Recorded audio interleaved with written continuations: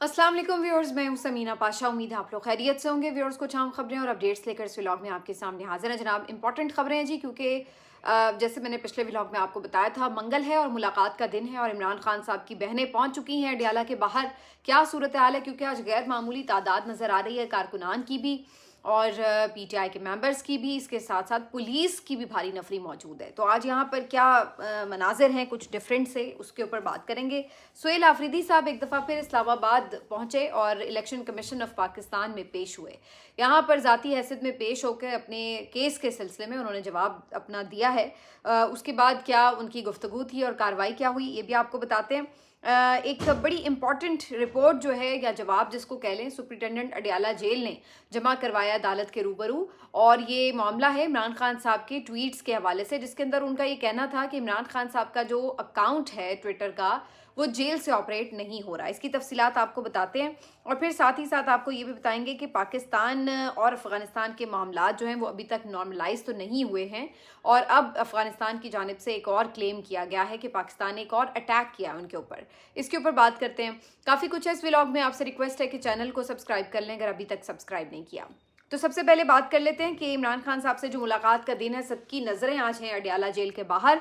वजह बड़ी साफ़ है कि आखिरी दफ़ा जब नौरीन खानम साहिबा के ऊपर बहुत बुरे तरीके से तशद्दुद करके उन्हें घसीटा गया, उसकी वजह से एक सबकी तवज्जो ज़ाहिर है इस मामले की तरफ आई और मामला हाईलाइट हुआ।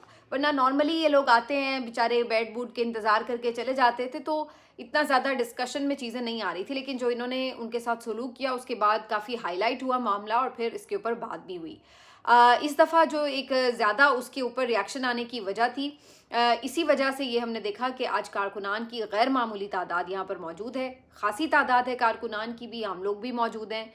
पीटीआई से वाबस्ता मुख्तलिफ वकला भी देखे जा सकते हैं और इसके अलावा अरकान असम्बली जो कि इधर पंजाब असम्बली से भी हैं, दीगर जगहों से भी हैं, वो लोग भी आज देखे जा सकते हैं और काफ़ी लोग यहाँ पर आज मौजूद हैं। इमरान खान साहब की बहनें जब यहाँ पे पहुँची तो यहाँ पे ऑलरेडी पुलिस की भारी नफरी तैनात थी और काफ़ी ज़्यादा आज पुलिस की नफरी भी मामूल से ज़्यादा थी, क्योंकि उन्हें भी इस बात का अंदाज़ा था कि आज ज़्यादा लोग आ सकते हैं, तो उन्होंने भी अपने बंदोबस्त जो थे वो गैर मामूली किए हुए थे। हमेशा की तरह इमरान खान साहब की बहनों को दूर ही नाके पर रोक लिया गया और वहाँ पे गोरखपुर नाके पे रोका गया, तो वहाँ से ये लोग पैदल अपनी गाड़ियों से उतर कर अडयाला जेल की तरफ रवाना हो गए और यहाँ पर जो मुख्तलिफ कारकुनान थे वो भी उनके साथ हो लिए। इस तरह एक मार्च की शक्ल इख्तियार कर गया ये पूरा काफिला और पैदल ही अडयाला की तरफ चल पड़ा। आगे फैक्ट्री नाका आया और यहाँ पर जो है वो पुलिस आगे मौजूद थी जो उन्हें आगे बढ़ने नहीं दे रही थी। तो यहाँ पर जो पुलिस और कारकुनान थे ये आमने सामने आ गए एक दूसरे के खिलाफ। ज़ाहिर पुलिस तो नारे नहीं लगा रही थी, लेकिन कारकुनान की तरफ से भरपूर नारेबाजी शुरू हो गई। तो आज जो यहाँ पे जज्बा था अडयाला के बाहर, ये गैर मामूली था, जोश जज्बा भी काफ़ी था और इसके साथ साथ लोगों में एक गम गुस्सा भी है कि इमरान खान साहब की बहन के साथ ये सलूक किसी तौर भी काबिल कबूल नहीं है। यूं भी इमरान खान साहब से अब मुलाकात को बहुत दिन हो चुके हैं, उनको आइसोलेशन में गए हुए तकरीबन 23 दिन हो चुके हैं, तो इसलिए भी अब लोग बहुत ज़्यादा फिक्रमंद हो रहे हैं कि अंदर की कोई खबर पता चले कि इमरान खान साहब आखिर किस हाल में है, उनकी तबीयत कैसी है, उनके साथ कैसा सलूक हो रहा है। तो इस वजह से अब सबके कंसर्न्स जो हैं वो बहुत ज़्यादा बढ़ चुके हैं। यही वजह है कि आज बहुत ज़्यादा आपको अडयाला के बाहर एक रश भी नज़र आ रहा है और जज्बा भी ज़्यादा नज़र आ रहा है। थोड़ी देर में बाकी जो वकला हैं, वैसे तो नईम हैदर पंजोता साहब यहाँ पे पहुँच चुके हैं और बाकी भी कुछ वकला जिनके नाम थे वो भी पहुंच चुके हैं, लेकिन बैरिस्टर गौहर या सलमान अकरम राजा साहब अभी नहीं पहुंचे। हो सकता है वो लोग भी थोड़ी देर में पहुंच जाएं, लेकिन बात वही कि क्या आज मुलाकात हो पाएगी या नहीं। जो अभी तक के इंतजामात नज़र आ रहे हैं उससे तो यही लगता है कि मुलाकात का आज भी कोई प्लान नहीं है हुकूमत का और आज भी लगता है कि काफ़ी देर तक ये मामला खिंचेगा और शायद रात देर तक धरना वगैरह भी चले। तो देखते हैं कि कैसे ये सिचुएशन अनफोल्ड होती है। इसका बहुत आसान हल तो ये है कि कम से कम बहनों को आप मुलाकात करवाएं और जो भी उनकी एक इमरान खान साहब से मुलाकात हो, जो कि उनका एक हक़ भी है, इमरान खान साहब का भी हक़ है। तो ये सारा जो एक हाइप क्रिएट हो जाती है, एक मामला बन जाता है पूरा और एक सबको परेशानी भी लाहक हो जाती कि कोई लॉ एंड ऑर्डर की सिचुएशन ना बने। तो इस सारी चीज़ से अवॉइड किया जा सकता है, इस अनसर्टनिटी से अवॉइड किया जा सकता है। ये टेम्परेचर बढ़ाती हैं जो चीज़ें, इससे अवॉइड किया जा सकता है। लेकिन एक आइनी और क़ानूनी जायज़ हक़ जो है जब आप रोकते हैं तो उसके बाद फिर یہ تمام چیزیں جو ہیں وہ ڈیولپ ہوتی ہیں اور پھر الٹیمیٹلی اس کے اندر بھی حکومت کو ہی سبکی کا سامنا کرنا پڑتا ہے. یہ الگ بات ہے کہ چونکہ یہ حکومت جو ہے وہ غیرت اور شرم سے آ رہی ہے تو یہ فیل نہیں کرتی، لیکن ہر اس طرح کے قدم کے بعد ان کے اوپر جو لعنت ملامت ہوتی ہے وہ بہت ہی تکلیف دہ ہے اور اس کے اوپر انہیں سوچنا چاہیے اگر کوئی تکلیف محسوس کرے، لیکن یہ کرتے نہیں ہیں. بہرحال اب اس سے آگے کی جو اپڈیٹس ہیں وہ تو ظاہر اگلے ولاگ میں آپ کو بتاؤں گی. ابھی تک کی سچویشن تو یہی ہے، لیکن سہیل آفریدی صاحب بھی آج اسلام آباد میں موجود ہیں.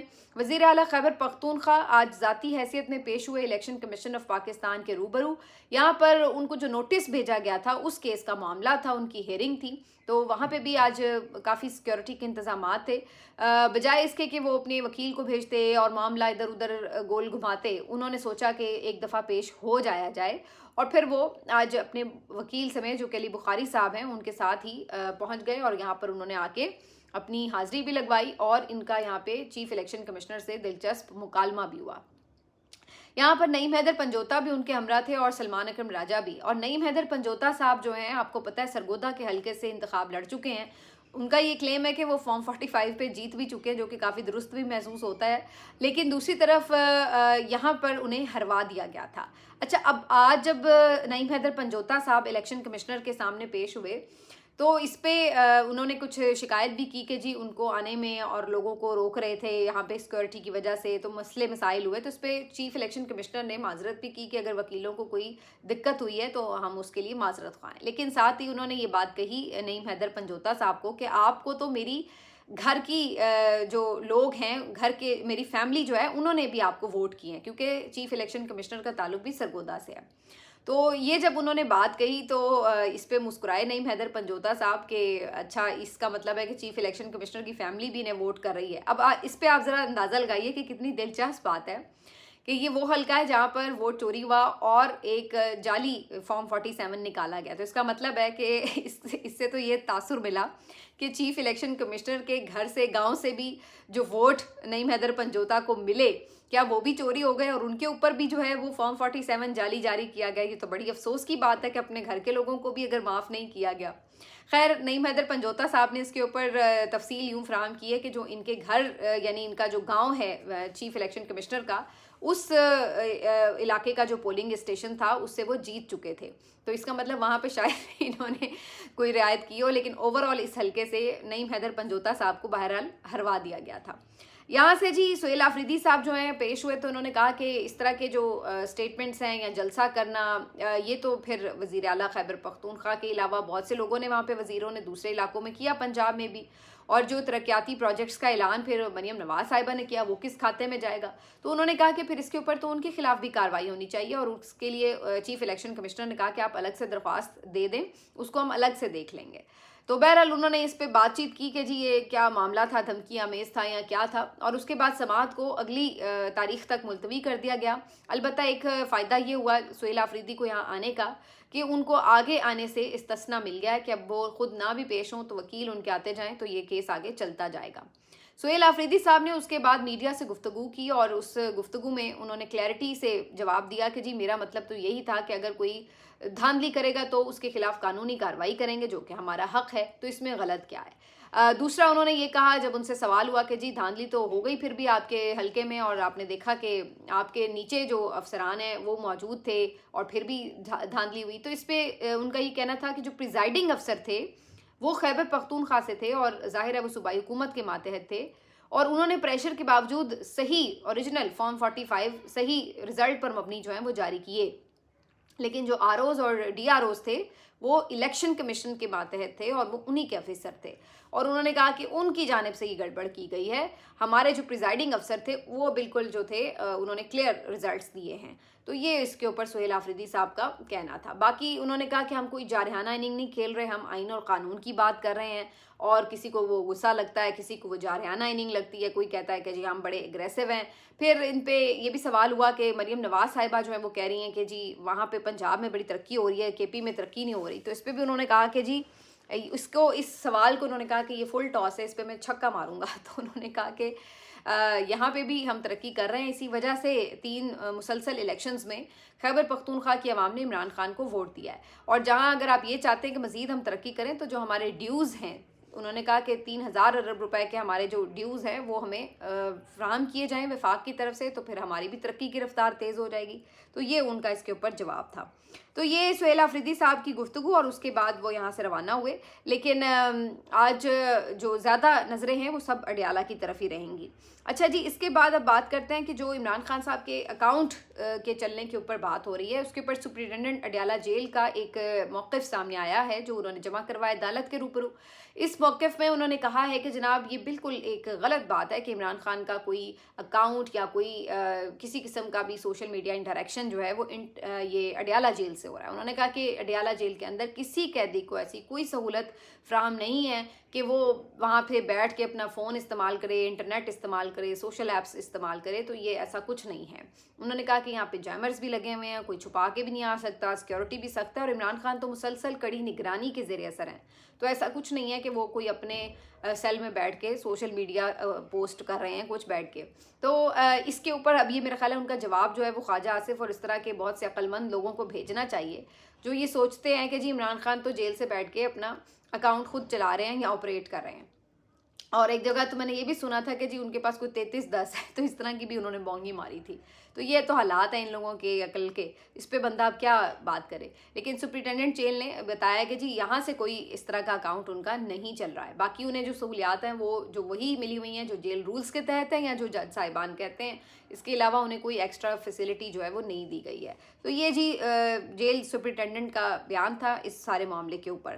بہرحال اس سے آگے بڑھ کر تھوڑی بات کرتے ہیں کہ آج ایک اور کیس کی سماعت ہونا تھی. یہ کیس تھا جناب آغا سرور اور رائے غلام علی کا. یہ دونوں صحافی ہیں جو کہ 3 دن سے لاپتہ ہیں. اور یہ جرم کیا کرتے ہیں جی؟ ان کا جرم یہ ہے کہ یہ جا کے کوریج کرتے ہیں، اور انہوں نے لاہور کے حلقے این 129 میں کوریج کی، اور اس دوران وہ دھاندلی کے مختلف جو الزامات تھے ان کے اوپر چیزوں کو ایکسپوز بھی کر رہے تھے.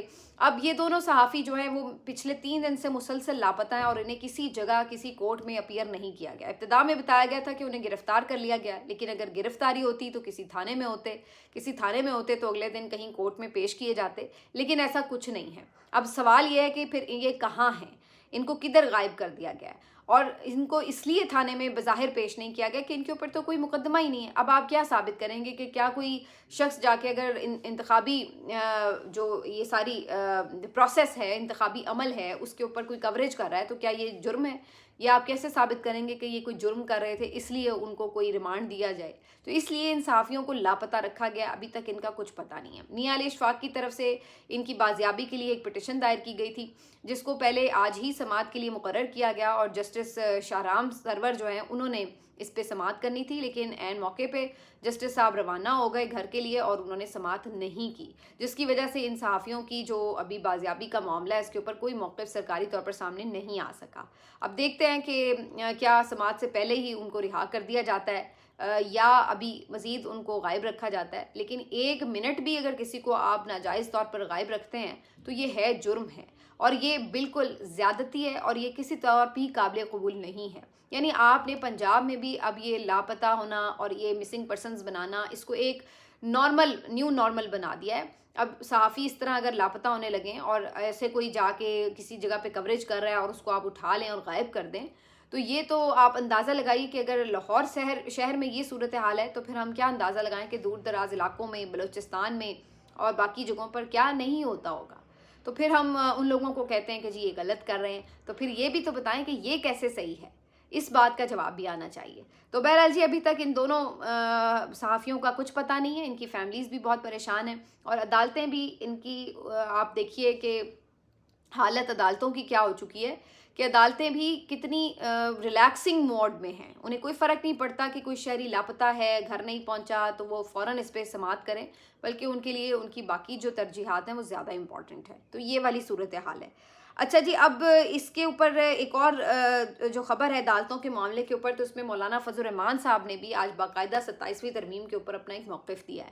مولانا فضل الرحمان صاحب فرماتے ہیں کہ جی 27ویں ترمیم جو ہے اس کو کلی طور پر مجلس شورا جو ان کی ہے جماعت کی، اس نے مسترد کیا ہے.